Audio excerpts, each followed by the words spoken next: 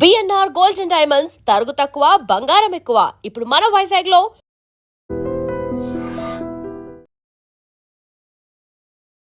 ఐడ్రీమ్ ప్రేక్షకులకు నమస్తే. నేను ఉదయశ్రీ. మరి ఆగస్టు మాసం వచ్చేస్తోంది.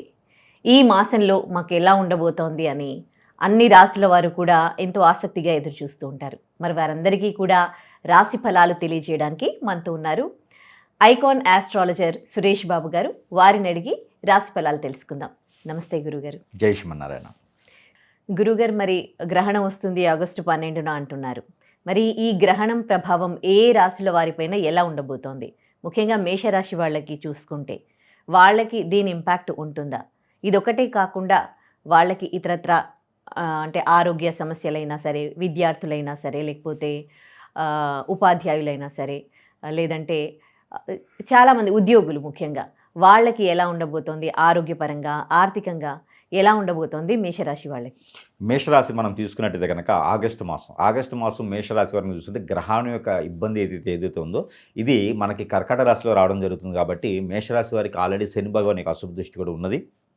12వ స్థానంలో శని ఉన్నాడు, అలానే 11వ స్థానంలో రాహు ఉన్నారు. ఈ రెండు ఇబ్బంది కలుగుతూనే ఈ గ్రహణానికి సంబంధించిన ఇబ్బంది కూడా బాగానే కలుగుతుందని చెప్పొచ్చు. పెళ్ళైన వారికి పిల్లలు పుట్టకపోవటం, పెళ్లి కాని వారికి ఇంకొంచెం పెళ్లి ఫల్లాంగ్ చేయడం లాంటిది ఇబ్బందులు అయితే బాగా కలుగుతామని మేషరాశి వారికి. చేసేటువంటి వ్యాపారంలో పార్ట్నర్షిప్ వ్యాపారాలు అయితే కనుక ఈ గ్రహణం సంబంధించి కనుక తర్వాత అయితే కనుక ఖచ్చితంగా నష్టపోయేటువంటి ఆలోచన కనపడుతోంది. అలానే ఈ ఆగస్టు మాసంలో కొత్తగా ఏదైనా జాబ్ కోసమైనా వ్యాపారం కోసమైనా ఎదురు చూసేవారికి అయితే జాబ్ అయితే వస్తుంది, కానీ వ్యాపారంగా అయితే మాత్రం చేసుకోకపోవడం మంచిది అని చెప్పొచ్చు. ఎలా అయితే ఉన్నారో అలా ఉండొచ్చు. ఆగస్టు మాసం తర్వాత అయితే సెప్టెంబర్, అక్టోబర్ మాసాలు అయితే వీరు వ్యాపారం చేసుకోవడానికి అనుకూలంగా ఉంటుంది. అలానే పెట్టుబడి పెట్టేటువంటి వ్యాపారాలు కావచ్చు, మ్యూచువల్స్ కావచ్చు, షేర్స్ కావచ్చు, అలానే ఏదైనా ఇన్వెస్ట్మెంట్ చేసుకునేటువంటి ఎక్స్పోర్ట్ ఇంపోర్ట్ వాటిలో కానీ ఇలాంటి వాటిలో ఇన్వెస్ట్మెంట్ చేయడం కూడా ఆలోచన చేసుకోవాల్సి వస్తుంది. అప్పు తీసుకొచ్చారంటే మాత్రం అప్పు ఇచ్చేలాగైతే కనపడట్లేదు, అంటే మళ్ళీ తీర్చేలాగైతే వనరులు కనపడట్లేదు. కాబట్టి ఉన్న దానిలోనే సర్దిద్దుకొని ఉండుకుంటూ వెళ్ళిపోవాలి. తప్పుడు మాటలు కానీ, చెడు మాటలు కానీ, చెడు ఉద్దేశం కానీ బయటికి వెళ్తే కనుక ఖచ్చితంగా ఇబ్బంది పడి రోడ్డు మీద పడి ఇలాంటి అవకాశాలు కూడా మెండు కనిపిస్తున్నాయి. కాబట్టి కొంచెం జాగ్రత్తగా ఉంటే చాలా అద్భుతంగా ఉంటుంది మేషరాశి వారికి. ఎవరిదైనా మాట్లాడేటప్పుడు కూడా కొంచెం ఆచి చూసి మాట్లాడాల్సి వస్తుంది. అయితే ఈ ఆగస్టు మాసం మొత్తం కూడా జాగ్రత్తగా ఉంటూ, అలానే మనకి కర్కాటక రాశిలో ఏర్పడేటువంటి గ్రహణాన్ని ఛాయకి సంబంధించినటువంటిది ఇంట్లో కూడా కొంచెం విపత్తులుగా కనిపిస్తుంది. ఆ గ్రహణానికి సంబంధించినటువంటి శూలానికి సంబంధించినటువంటి దానాలు అయితే ఖచ్చితంగా చేసుకుంటూ ఉండాలి. ఇక శని భగవాన్ అశుభ దృష్టి కూడా ఉంది కాబట్టి శని వక్రంలో ఉన్నారు కాబట్టి వక్రం అంటే 12వ స్థానంలో ఉంటారు. 12వ స్థానంలో శని ఉంటాడు. మళ్ళీ వీరికి ఏనాడు శని యొక్క ప్రభావితం కొంచెం ఎక్కువగానే కనిపిస్తూ ఉన్నాయి. కాబట్టి ఇవన్నీ కూడా మన పరిగణలో తీసుకున్నట్టయితే కానీ మేషరాశి వారికి అయితే ఖచ్చితంగా ఈ మాసంలో ఏదైనా నది, ఏరు, సెలయేరు, కుంట, కాలువల స్నానం ఆచరిస్తూ ఉండాలి.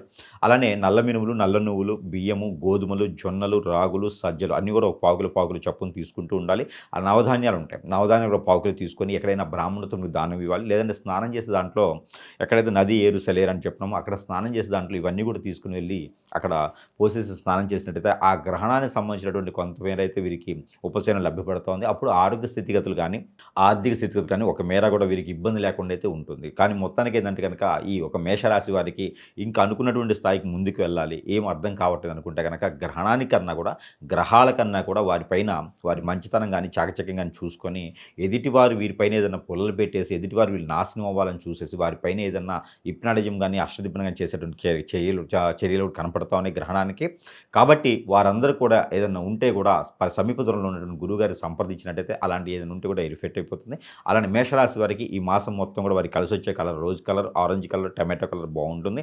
అలానే మేషరాశి వారికి ఈ మాసంలో మొత్తం కూడా వారికి నెంబర్ కూడా తీసుకున్నట్టు కనుక 5, 7 నెంబర్లు వారికి కొంచెం అద్భుతంగా ఉంటాయి, లక్కీ నెంబర్ గాను. అలానే వారికి కలిసి వచ్చే దిక్కు తూర్పు దిక్కు, ఉత్తర దిక్కు కూడా 2 బాగుంటాయి. అలానే వారికి వారం వచ్చి ఆదివారం, మంగళవారం 2 వారాలు కూడా ఒక అద్భుతంగా ఉంటాయి. ఇక దేవుడు అనుగ్రహం కనుక మనం తీసుకున్నట్టయితే కనుక ఏదైనా అమ్మవారికి కుంకుమర్చన చేయించుకుంటే గ్రహణానికి సంబంధించినటువంటి విధం కూడా వారికి కొంతమేర తగ్గేలా ఉంది. కాబట్టి ఏదైనా అమ్మవారికి కుంకుమర్చన చేయించుకొని ఆ కుంకుమను ప్రతినిత్యం కూడా ధరించుకుంటూ ఉండాలి.